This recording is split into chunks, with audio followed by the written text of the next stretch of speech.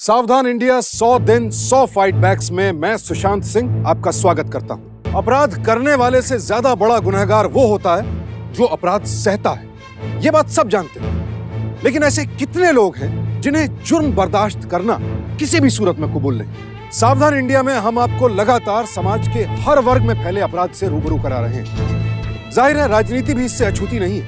आज हम आपको एक ऐसी लड़की की कहानी दिखा रहे हैं जिसने बहुत कम उम्र में सिर्फ अपनी हिम्मत और साहस के दम पर राजनीति में फैले अपराध को चुनौती दी और समाज में एक मिसाल कायम की। अरे गाँव वालों, मुखिया जी को बचाओ कोई। रुको।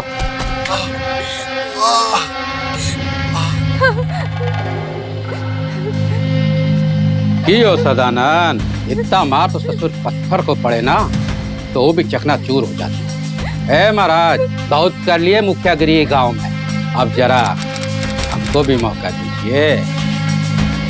अवकाश ग्रहण करो महाराज, अपना नाम वापस ले लो उम्मीदवारी से, हमका मुखिया बनने दे, समझा? हम अपन गांव के तुम जैसा राक्षस के हवाले नहीं करेंगे। उसके लिए किसी भी तरह के अपराध को अंजाम देना कोई बड़ी बात नहीं थी। वो बंदूक से बैलेट पर कब्जा करना चाहता था और इसकी शुरुआत उसने सदानंद के घर से कर दी थी। 10 साल बीत गए, पूरा गांव उसके आतंक के साए में जीता रहा। लेकिन उसी सदानंद की बेटी रक्षा, जिस पर भैरव ने बंदूक तानी, जैसे जैसे वो बड़ी हुई वो सवाल पूछने लगी, सही और गलत काम मतलब तलाशने लगी, सही और गलत के बीच लकीर खींचने लगी। हमरे खिलाफ शिकायत करेगा? भैरव झा नाम है हमरा, मुखिया है हम इस गांव के, मुखिया। तू बोल तुम सब, हम कौनों के साथ कोई जबरदस्ती किए? तुमरा जमीन हड़पे? तू बोल, बात ससुरे बोल। कोई गलती नहीं की महाराज, गलती तो हमसे हुआ जो आपका कर्जा हम समय पर नहीं चुका पाए। हाँ तो न्याय मूर्ति छे मालिक। देखा, न्याय मूर्ति है हम ही गांव के। ये गांव हमरा पूजा करता है, तू ससुरा कहता है कि हम ही के साथ जबरदस्ती किए हैं। अरे ये सीता भैया का ध्यान पकड़ने लगी है। पता नहीं सुबह से ही का चित्रकारी कर रही है आपकी बिटिया। चलिए आइए, भोजन कर लीजिए, गुड़िया को भी ले आइए। का सीता, हम भी तो देखे। ऐसा काहे किया बाबा? काहे पटवारी काका को भैरव काका ने जला दिया? आपने काहे नहीं रोका उन्हें? बोलिए ना बाबा। शाबाश। बोलिए ना बाबा। भैरव चाचा ऐसे ही सबको जला देंगे? ये गांव में कौन नहीं है बचाने वाला? ये सबको रोकने कोई नहीं आएगा? आएगा, एक नरसिंह आएगा। नरसिंह क्या होता है बाबा? नरसिंह वो होता है जिसका कलेजा सिंह की भांति होता है, जो किसी से नहीं डरता है। अच्छा, कब आया था वो नरसिंह? एक बार की बात है, देखो जंगल में एक भेड़िया रहता था, वो सब लोग को मारता था। भैरव चाचा की तरह ना? हाँ बेटा, किसी में हिम्मत ही नहीं था उससे लड़ाई बोल लेने का। फिर एक दिन एक दूसरा जंगल से एक नरसिंह आ गया।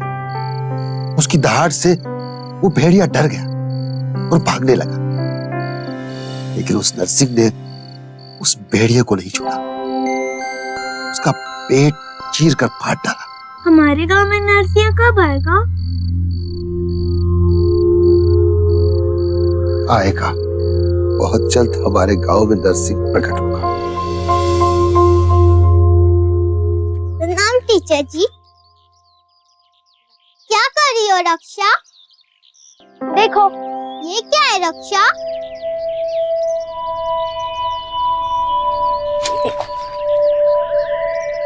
ये नरसिंह है और ये भेड़िया। एक दिन नरसिंह हमारे गांव में आएगा और सारे बुरे लोगों को खत्म कर देगा।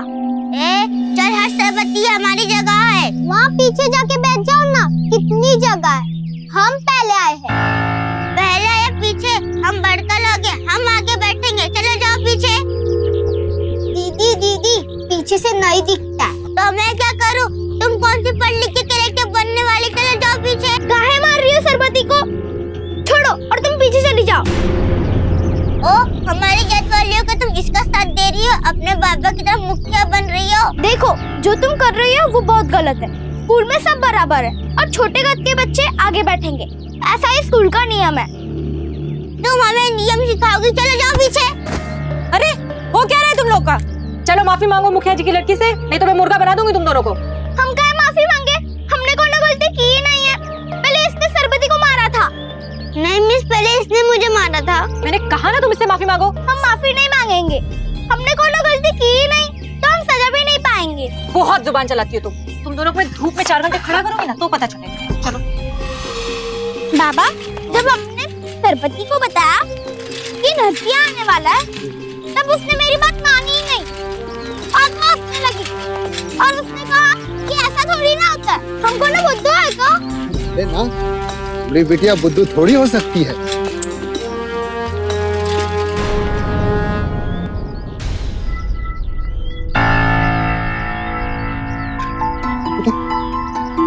बेटा उतरे कुछ।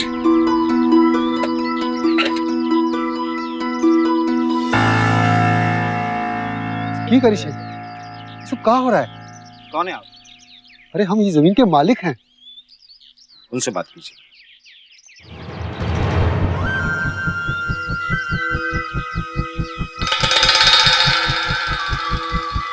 मुखिया जी, सब क्या हो रहा है हमारी जमीन पर? सरकार एक गांव में राहत के लिए तालाब बनवा रही है। भाई तालाब खुदेगा तो गांव में रोजगार बढ़ेगा, मजूरी मिलेगा और बारिश का पानी तालाब में आएगा तो गांव के ही काम आएगा ना। अरे लेकिन मुखिया जी, यहाँ तालाब कैसे खुदेगा? ये जगह तो ऊंचाई पे है, यहाँ पानी कैसे टिकेगा मुखिया जी? अरे सरकारी काम है, कर रहे हैं बेचारे। हमसे बिना पूछे। सदानंद भाई, सरकार को कोनों से पूछने का जरूरत है? और फिर मुआवजा तो मिल रहा है ना तुमको, पूरा 10,000। अरे लाखों की जमीन है ये, और हमको बेचनी भी नहीं है। खरीद नहीं रही है सरकार, अधिग्रहण कर रही है। हम अपना जमीन पर किसी को पांव धरने नहीं देंगे। नहीं नहीं नहीं नहीं नहीं। अरे देखिए बैरो जी, ये नाइंसाफी है। हम सब जानते हैं ये सब आपका किया करा है। अरे मंदिर के पास काहे नहीं तालाब खुद सकता है, लेकिन नहीं, वो आपकी जमीन है, इसलिए ये जो आप करा रहे हैं ना, ये सब आपकी नौटंकी है साहब। हमरे खिलाफ बोलता है, हमरे खिलाफ बोलता है। पकड़ पकड़ मुआवजा। चलो रे, करो सब काम शुरू, देखता हूँ कौन बोलता है। मामा। आप इसको हाँ वहाँ से कुछ नहीं बचा। अकाल में ऊपर वाले मुखिया ने हमारी फसल छीन ली और अकाल राहत के नाम पर नीचे वाले मुखिया ने जमीन ही छीन ली। कोनो रास्ता नहीं है अब, कोनो रास्ता नहीं बचा। एक रास्ता है बाबा, चलो हम चलकर नरसिंह को ढूंढते। यही आसपास कोई गांव में होगा, मिल जाएगा, फिर हम उसे घर ले आएंगे और भैरव चाचा को पकड़वा देंगे। चलो बाबा चलते हैं। नहीं आएगा कोई नरसिंह। आएगा बाबा, आप ही तो गए थे। झूठ बोले थे हम, तुमको बहलाने के लिए हम झूठ बोले थे। कोई नरसिंह नहीं आएगा, कोई नरसिंह नहीं आएगा हमको बचाने के लिए, कोई नरसिंह नहीं आएगा।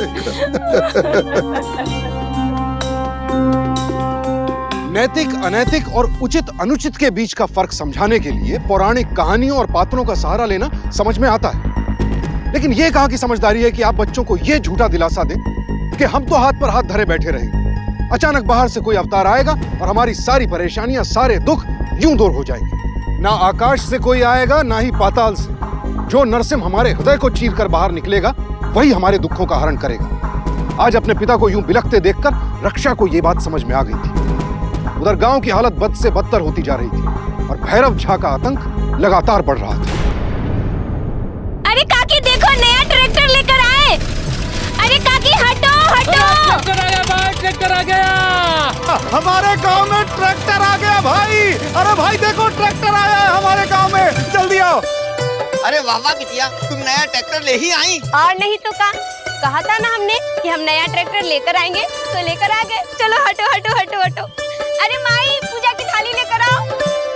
अरे बिटिया, कोनो गड़बड़ तो नहीं होगा?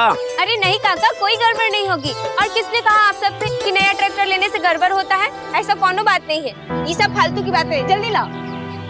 पता है ना आपको, 5 लोगों के खेतों की गारंटी पर मिला है ये ट्रैक्टर। अब आप ही तो बताइए, भैरव मुखिया को हमें साल का कितना ब्याज देना पड़ता है? 33% और ई मिला है हमें सिर्फ 8% पर। और सबसे बड़ी बात माई ई है कि 5 दिन का काम सिर्फ 1 दिन में होगा और बैलों के झंझट से भी छुट्टी। और तो और हमें अपने गांव से कोई भी सामान शहर ले जाने में कोई परेशानी नहीं होगी, तो है ना खुशखबरी? 22 साल की उम्र में हमारी चाची बन गई हो। चाचा, सपने टूट जाए तो क्या हुआ, उम्मीद नहीं टूटनी चाहिए। बाबा देखिए तो नया ट्रैक्टर आ गया, आइए। पर बिटिया कर्ज का क्या होगा? सब चुक जाएगा चाचा, आप इतनी चिंता क्यों करते हैं? अरे ये कोई भैरव मुखिया का कर्जा थोड़ी है कि सालों साल चुकाओ और सूद तक नहीं चुकता। अरे 3 साल के अंदर सारा कर्जा उतर जाएगा और फिर जमीन भी अपना और ये ट्रैक्टर भी हमारी। चलिए अब मंदिर में चल के इसकी पूजा करते हैं।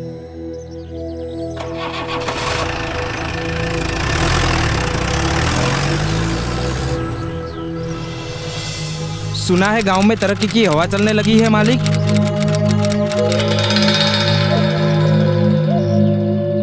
क्या बे बुड़बक, हम अभी हवा छोड़े कहाँ हैं?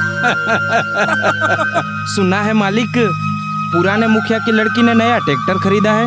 अरे तो क्या हुआ रे मंगल, ऐसा कौन सा बड़का तीर मार लिया हूँ? छोटा मुंह बड़ी बात मालिक, अगर चिंगारी को समय से पहले रोका ना गया ना तो वो आग बन जाती है मालिक। चुप बुड़बक, ऐसा कौन चिंगारी नहीं पैदा ली है और ना कभी लेगी जो मुखिया जी के घर को फूंक सके। काहे हड़बड़ा रहे हो बे? गांव में तरक्की का हवा चला है ना, हम भी तो देखें कौन सा ट्रैक्टर आया है गांव में। हाँ अब तो कंपटीशन हो गया है ना, अब तो नया ट्रैक्टर लाना ही पड़ेगा बाबूजी।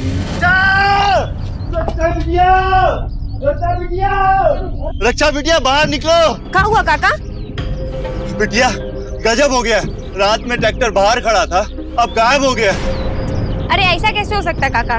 का भाई उछल उछल हो, दही चूड़ा खाओगे? तुम का हो भाई, कुछ बोलो। एक को दिन हुआ नहीं ट्रैक्टर आए और कोई चुरा लिए। चुरा लिया? नया ट्रैक्टर चुरा लिए? जी भाई कितना कितना बुरा कांड हो रहा है इसका भाई, बहुत दुख हुआ आपका इस ट्रैक्टर का सुनकर। पर अब भी हम तुमको खाली हाथ नहीं ना भेजूंगा। हाँ आपका मुंह मीठा कराएंगे। ए मंगलू, अरे मिठाई लावा भैया। पता है ना हम भी एक नया ट्रैक्टर खरीदे हैं कल। हाँ।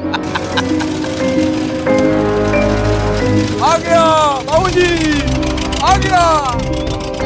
मालिक ये तो हमारा ट्रैक्टर है। अरे बुड़बक क्या बोल रहा है रे बकलोल? काली हम पटना से खरीद कर लाए हैं और तो का चोरी का नजर आ रहा है रे, चोरी का नजर। PR0308 पढ़ रहे जाहिल, पढ़। आपको पता है किस पर इल्जाम लगा रही हैं? गांव के मुखिया है वो। हमें मालूम है साहब, वो गांव के मुखिया हैं, मालिक नहीं है। और हाथ कंगन को आरसी का साहब, हम कह रहे हैं ना आपको, वो ट्रैक्टर का इंजन नंबर हमारे इस कागजात से मिलाइए, फिर आपको सब पता चल जाएगा। ये बात अगर गलत निकली तो आप काहे डरते हैं? आप हमारी बात मानिए, हम आपको बोल रहे हैं कि वो हमारा ट्रैक्टर है, लेकिन उसका नंबर प्लेट बदल दिया गया है। आप चलिए जांच पड़ताल कीजिए, आपको सब समझ में आ जाएगा। ठीक है चलिए।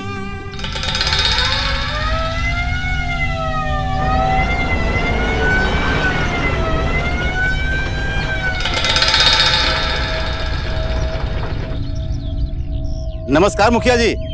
हाँ आइए दरोगा साहब। अरे कोनो कुर्सी लाइए भाई। नहीं मुखिया जी, वो क्या है कि इन लोगों ने आपके खिलाफ रिपोर्ट लिखवाई है कि आपने इनका ट्रैक्टर चुराया है। दरोगा बाबू एकदम बुड़बक होगा। अरे शकल देखकर तो रपट लिखा कीजिए। कल को इस वक्त बोलेगा कि प्रधानमंत्री का बैल चुरा लिए तो क्या हुआ भी पहुंच जाएंगे मुंह उठाकर। FIR लिखवाई जा चुकी है मुखिया जी, बस थोड़ा तफ्तीश कर लेने दीजिए। इंजन नंबर चेक कर ले। अरे ठहरा दरोगा, हड़बड़ा काहे रहे। आइए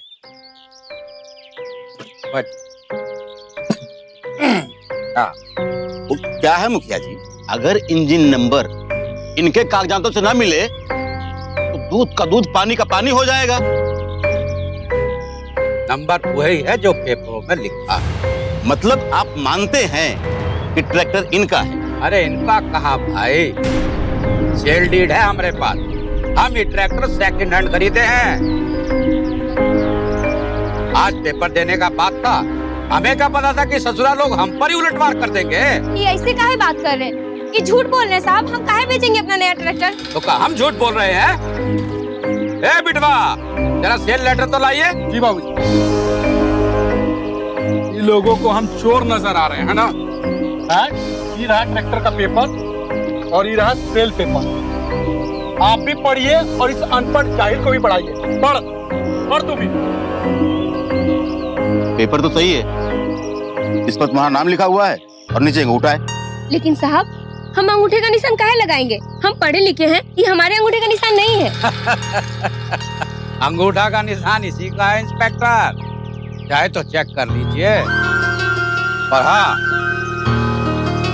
दरोगा बाबू, हमारी शिकायत पर इसको गिरफ्तार कीजिए। हमरे साथ धोखाधड़ी और 420 करने के जुर्म में। हवलदार, ले चलो इन्हें थाने। लेकिन साहब हमारी बात मानिए, वो हमारा ट्रैक्टर है। सब झूठ ले चलो। बोल रहे हैं। अरे हमारा ट्रैक्टर है, वो हमारी नमस्कार। बात मानिए आप लोग, हमारा ट्रैक्टर है। लगवा लो अंगूठा।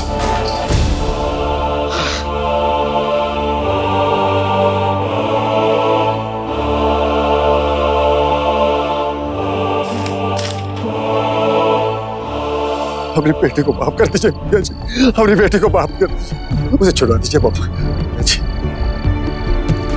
तेरी बेटी भी अगर तेरी तरह गर्दन झुकाना सीख जाती ना तो ये नौबत ही ना आती। पर उस पर तो भूत चढ़ाए ना नेता बनने का, उकसा रही थी पूरे गांव को हमरे खिलाफ। अब जिंदगी भर जेल में सड़ेगी, चक्की पीसेगी चक्की।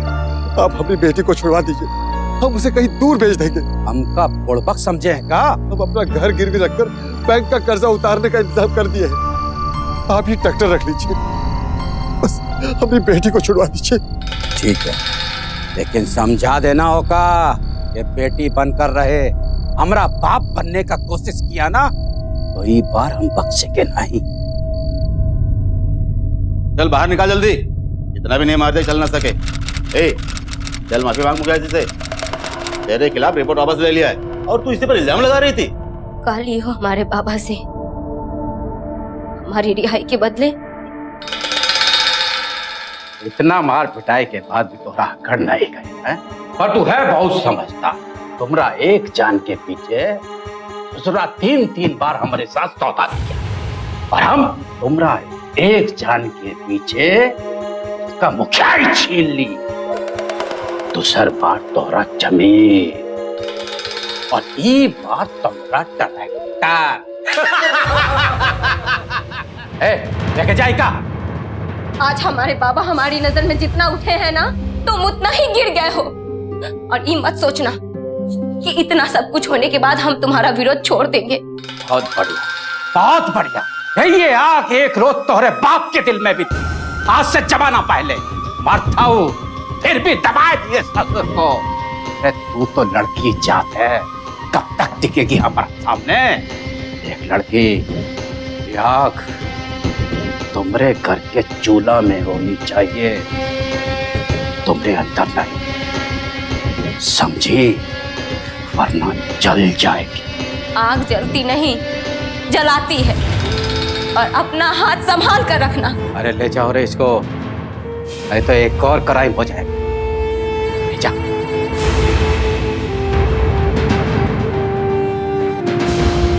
अरे समझती काहे नहीं है ये? देख रक्षा, इस बार तो हम तुझे बचा लिए हैं, लेकिन अगली बार हम कुछ नहीं कर पाएंगे, समझे? आपके पास बचा ही काहे गिरवी रखने के लिए? हर बार मुखिया आपको धमकाता है और आप धमक जाते हैं।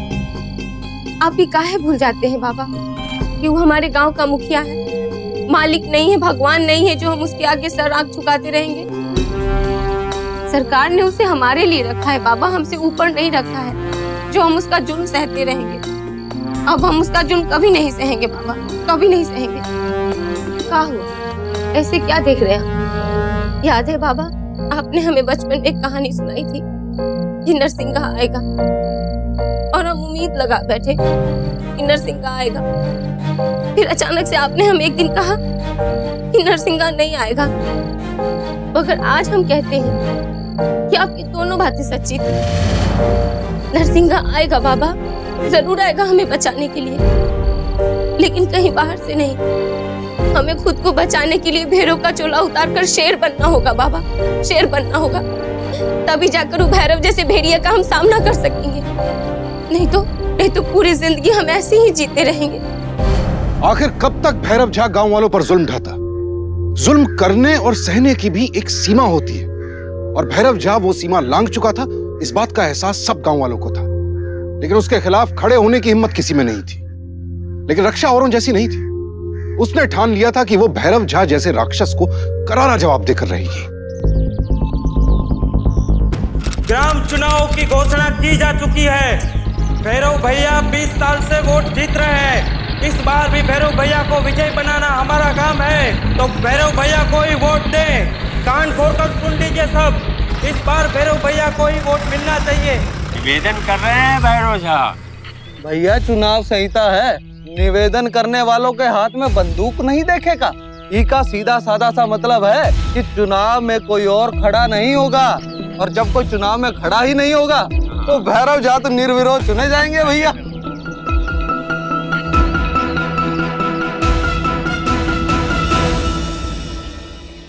इस पर साइन करिए। कहाँ है? पर्चा है मुखिया के चुनाव के लिए। पगला गई है। आप चिंता मत कीजिए, आपको वही लोग जिताएंगे जिन्होंने पहले आपको मुखिया बनाया था। दिमाग खराब हो गया है, कोई वोट नहीं देगा हम। बाबा, हमरे लिए आपने मुखिया ही छोड़ी थी ना, अब हम कहते हैं आपको कि आप हमारे लिए चुनाव लड़िए। देख बेटा, हम पर्चा भर भी देंगे ना तो भैरव आएगा और बंदूक तान देगा हमारे सर पे। बाबा, हम सामना करने के लिए तैयार हैं उसका। बंदूक का सामना करेगी खाली हाथ? मरना तो सबको है ना एक दिन, चाहे भूख से मरे चाहे महामारी से मरे। और अगर हम भूख और महामारी से मर जाते हैं तो उसको क्या नाम दोगे आप? जो बीज सूख जाए ना, उसको कितना भी सींचो उसमें अंकुर नहीं फूटता है। 20 साल का समय बहुत होता है। हमको माफ कर दो बेटा, हम पहले भी तुम्हारा उम्मीद को तोड़े हैं, अब तुम्हारी उम्मीद को तोड़ रहे हैं। हम तुम्हारे नरसिंह नहीं हैं, हम तुम्हारे नरसिंह नहीं।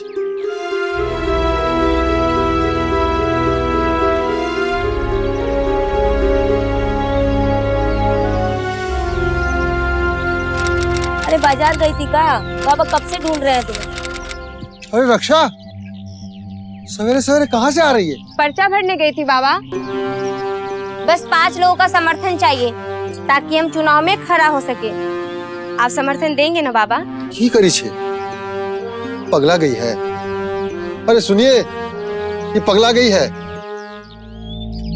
अरे तुमको अपना जान का फिक्र नहीं है, हमको तो है। इतना छोटा थी ना, इतना, तब से हम अपना कलेजे से सटा के रखे हैं। तुम्हारे लिए जिंदा है हम। अरे सुन रही है? अरे तुम ये चाहती है तू मरे और हम तुमको आग दें? अरे समझाइए इसको, चिड़िया की तरह पाला है तुमको, चिड़िया की तरह। हाँ हाँ बाबा, पता है। आपने हमें उतने ही प्यार से पाला है जैसे एक चिड़िया अपने बच्चे को पालती है। लेकिन एक समय आता है ना जब वो चिड़िया अपने बच्चे को भगा देती है। पता है क्यों? ताकि वो घोंसला बनाना सीखे, उड़ना सीखे। और वैसे भी बाबा, इन 20 सालों में आपके अंदर विरोध की आग भले ठंडी हो चुकी है, लेकिन हमारे अंदर ज्वालामुखी बन चुकी है। और अगर हमने इसे बाहर नहीं निकाला तो ये ज्वालामुखी हमें जला देगी। अब ज्यादा बकबक करेगी ना तो हमारा दूसरा रूप देखेगी। वही तो हम देखना चाहते हैं बाबा। जो रूप आपका खत्म हो गया है ना, उसे हम दोबारा देखना चाहते हैं। सबसे बड़ी लड़ाई वो होती है जो दुश्मनों से नहीं, अपनों से लड़नी पड़ती है। रक्षा को भैरव झा से नहीं, लोगों के दिलों में बैठे भैरव झा के डर से लड़ना था। वो डर जो खुद उसके पिता को खाए जा रहा था। 22 वर्ष की उम्र में रक्षा ने पंचायत का चुनाव लड़ने का फैसला कर लिया। चुनाव लड़ने के लिए उसके पास सारी योग्यताएं थी। अब उसे केवल 5 लोगों का समर्थन चाहिए था।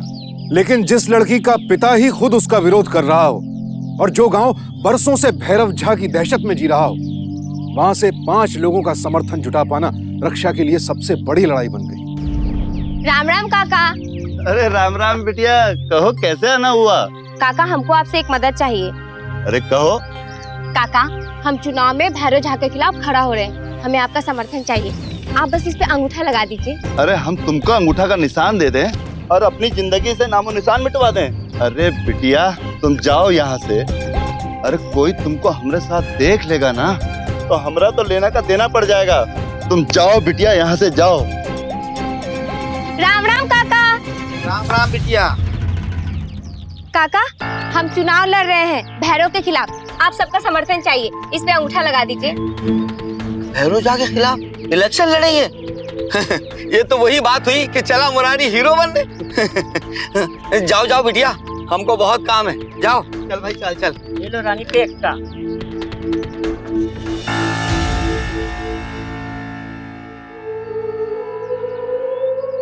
बोल रे मेरे साथी बोल, इस ढोलक पे कितने पोल, कब तक जुर्म सहोगे भैया, अब तो अपनी अखियां खोल, अखियां खोल, अखियां खोल। देखिए काका, आप लोग भैरव झा से मत डरिए, हम सब उसको ताकतवर बनाए हैं, हम सब चाहे ना तो उसकी ताकत ले सकते हैं, बस एक बार आप सब कोई हमारी बात को मानिए।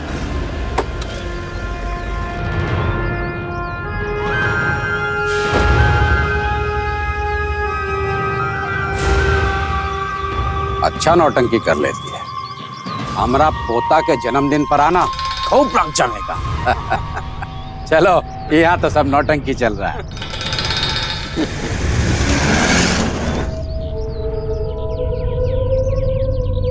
अरे माथा हरा गईल, अब नाच गा गाना गाएगी, वोट मांगेगी, अपनी इज्जत मिट्टी में मिलाएगी। अरे काहे चिल्ला रहे हैं, तनिक शांति से काम कीजिए ना। अरे कहाँ शांति रखेंगे, शांति रखेंगे हैं?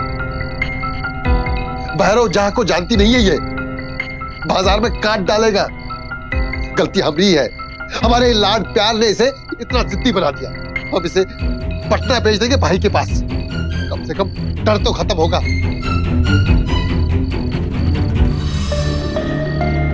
हमें कहीं भेज देने से आपका डर खत्म नहीं होगा। आपको इसी बात का डर है ना कि लोग हमें मार देंगे, तो लीजिए आप हमें मार दीजिए, कम से कम आपका डर तो हम खत्म कर पाएंगे। बाबा या तो आप हमें मार दीजिए, नहीं तो हमारी लड़ाई हमें हमारे तरीके से लड़ने दीजिए। लीजिए।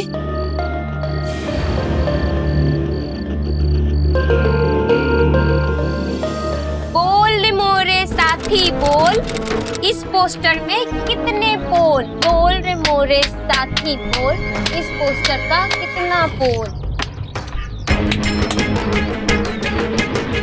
बिटिया मुखिया जी के प्रचार के पोस्टर लगा रही हो, लगता है अकल ठिकाने पे आ गई तुम्हारी। अरे नहीं काका, हम ये पोस्टर सिर्फ इसलिए यहाँ लगा रहे हैं क्योंकि हमको पता है कि आप सब भी इसका उतना ही विरोध करते हैं जितना कि हम, लेकिन आप सब डरते हैं। हम तो ये पोस्टर यहाँ से लगा के चले जाएंगे, लेकिन आप सब में से जिसके भी मन में इसके लिए विरोध होगा ना, वो इस पोस्टर का मुख काला कर दीजिएगा। दिन के उजाले में ना सही काका, रात के अंधेरे में, क्योंकि बड़े बुजुर्गों का कहना है कि अंधेरे में ही रोशनी जिंदा होती है।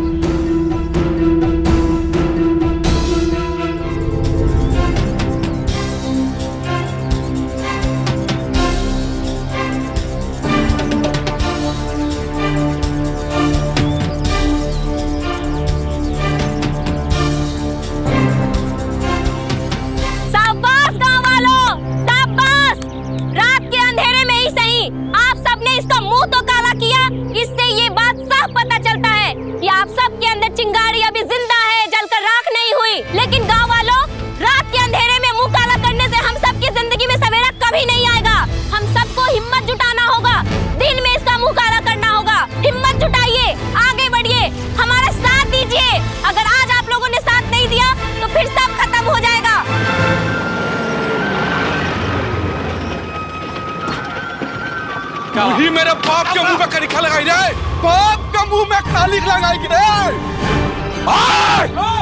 सही गया तो गोली मार देगा। आज ही हमारा मुंह पर कालक पोती है ना, आज तुम सबका सामने हम ही का मुंह पर कालिक पोती। कालिक लाओ।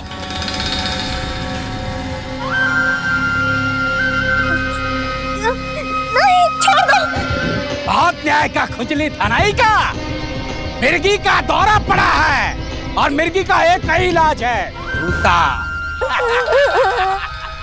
ये जूता और ये जूता तुम सभी का मुंह पर एक एक करके मारोगे।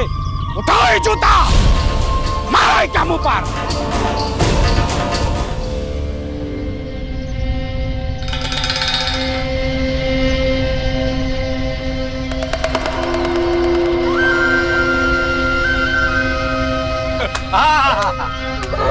अब आए सदाना। मार मार मार, सोच क्या रहा है? मार जूता के मुंह पर।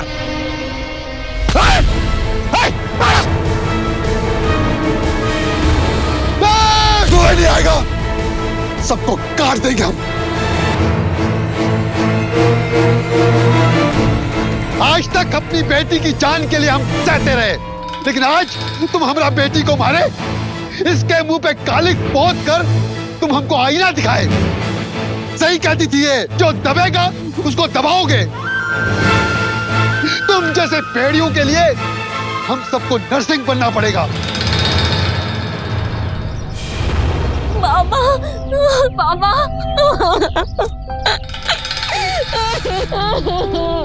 ठीक नहीं किया सदानंद, इसका अंजाम तेरे को भुगतना ही पड़ेगा, भुगतना पड़ेगा। आज तेरी आंखों के सामने तेरी हार हो गई है। हम तो सिर्फ जूता मारे हैं ना, अब हमारी बिटिया तुमको लात मारकर तुम्हारी मुखिया की कुर्सी से हटाएगी, चुनाव में हराकर, और उसके समर्थन पत्र पे सबसे पहले दस्तखत करेंगे हम। चुनाव तो जब लड़ेगी जब चिंता बचेगी।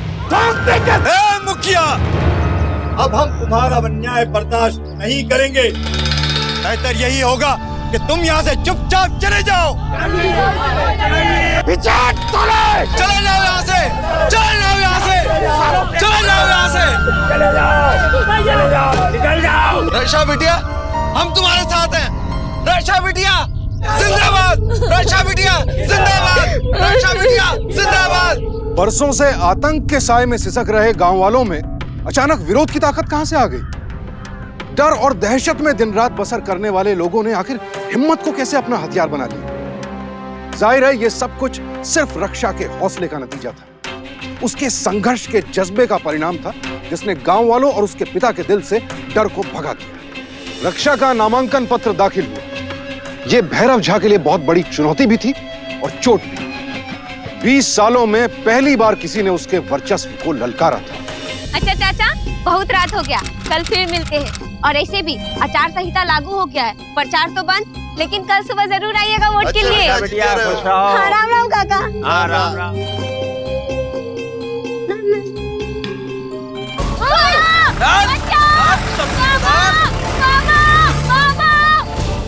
सदानंद भैया, बिटिया का कुछ पता चला? नहीं, सवेरे से सारा गांव खोज लिए, कुछ पता नहीं चला है, कुछ पता नहीं चला है। मुझे तो ये मुखिया की ही चाल लगती है। सदानंद भैया बहुत सही है मुखिया के जो, अब उसे छोड़ेंगे नहीं। नहीं, वो लोग यही चाहते हैं, उनको भी लगता है ये मुखिया का ही चाल है, लेकिन हम ऐसा वैसा कुछ कर दिए ना तो ये चुनाव रद्द हो जाएगा। बहुत सालों बाद मौका आया है अपना गांव पवित्र करने का। हम ऐसा कुछ नहीं करेंगे जिससे हमारी बेटी की उम्मीदों पर सदानंद जी कौन है यहाँ पर? अरे हम हैं सदानंद। का हुआ?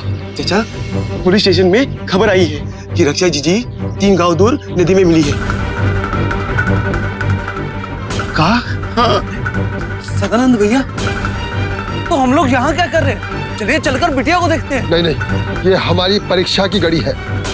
रक्षा बेटी चाहती थी गांव वाले अपनी पसंद से पूरे कानूनी रूप से अपना नेता चुने। पता नहीं वो बचेगी कि नहीं, लेकिन हम लोग उसकी उम्मीद को टूटने नहीं देंगे। आज हम सब में एक नर्सिंग है। उठो, इकट्ठी करो अपने वोट की ताकत को और जवाब दो इन भेड़ियों को। सबसे पहले हम वोट देंगे।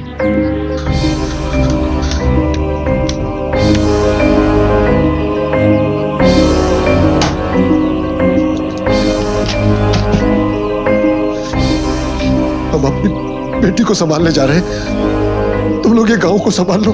तुम चिंता मत करो सदानंद भाई।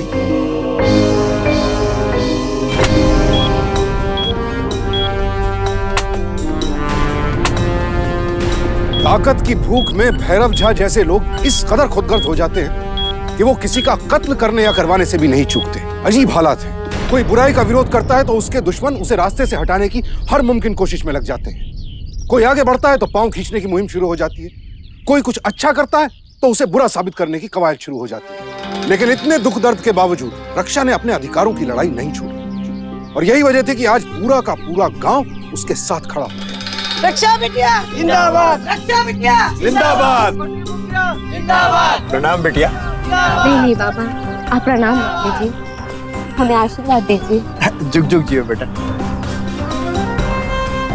सबसे पहले तो देरी से आए, इसके लिए आप सबसे माफी चाहते हैं। हम मुखिया बनने का शपथ भले ही हम आज ग्रहण कर रहे हैं, लेकिन हमने अपना काम उसी दिन शुरू कर दिया था जिस दिन हम चुनाव जीते थे। एक मुखिया का सबसे पहला काम होता है गांव की गंदगी साफ करना,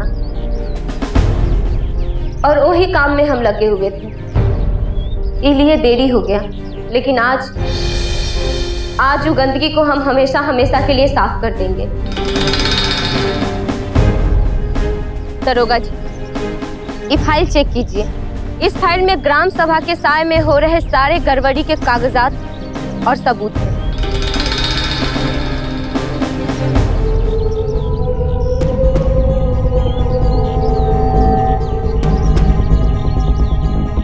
हैरो सिंह जी, ग्राम सभा के फंड में घपला। देखिए फाइल, देखिए। हमको फाइल दिखाएगा तू? चिंते हैं हमें आप?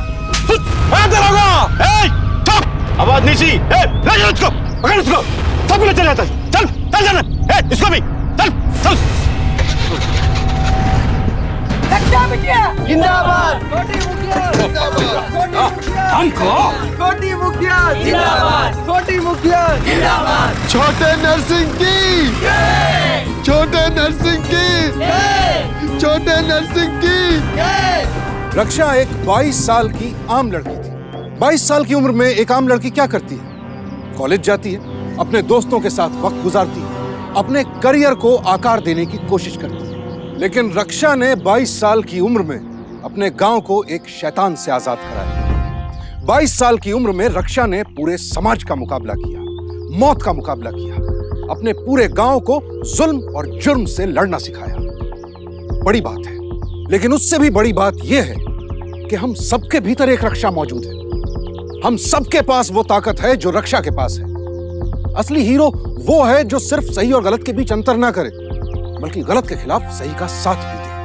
ऐसा नहीं कि राजनीति में शामिल सभी लोग बुरे हैं, सियासत से जुड़ा हर शख्स भ्रष्ट है, लेकिन जो हैं उन्हें बेनकाब करना ही होगा, उन्हें राजनीति से दूर जाना ही होगा, और ये सिर्फ हम और आप कर सकते हैं।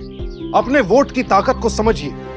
ये जानना बेहद जरूरी है कि आपका कीमती मत किस तरह के उम्मीदवार की झोली में गिर रहा है, कैसी है उसकी छवि, क्या है उसका आपराधिक रिकॉर्ड। ना कोई देवदूत, ना कोई अवतार, हम और आप मिलकर ही एक साफ सुथरे राजनीतिक माहौल का निर्माण कर सकते हैं। सावधान इंडिया 100 दिन 100 फाइट बैक्स में कल फिर लेकर आएंगे एक और ऐसी बेमिसाल सच्ची कहानी जो बनेगी पूरे देश के लिए एक मिसाल। देखते रहिए सावधान इंडिया 100 दिन 100 फाइट बैक्स।